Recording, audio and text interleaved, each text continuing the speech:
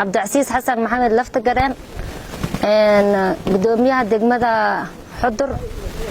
قدومي كحجين قبلك سدوها سمفلك xildhibaanada saraakiisha militariga Soomaaliya ciidamada dulmadiid ciidamada oo ala dharan macawiisleyda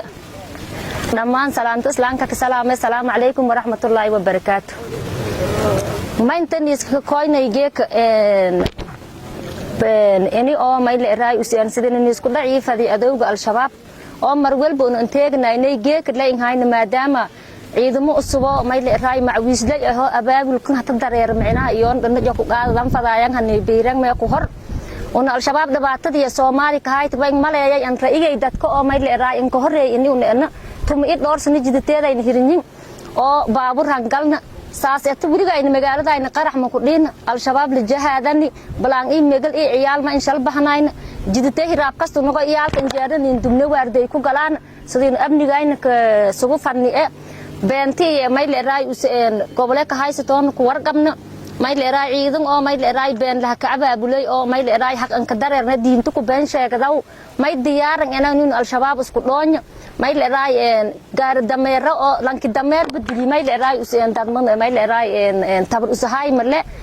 may fadaan egeeka baraankan haniisa ka banay dawladda federaalka iyo dawladda koonfur galbeed sidii micnaha garabun ku jeeysid fadidadkan oo gobolka Boqol goobadan culeys saarnay oo diyaar dhageeyeen inii oo mayl raay sidii in isku reebo fadan dadkan oo damboy mayl raay dad nuguri qaban dad nuguri laangu may fadaan waliba inii oo hubkini filnaada fadayna cadowga isku keefani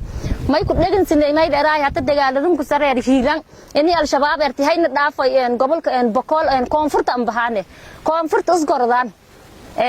al-shabaab mayl raay beenga meelka hukunta fadaas mayl ha diyaarin inina al-shabaab isku reebna diyaarin inina Allahu akbar diyaarin inina al-shabaab isku reebna wabillahi tawfiiq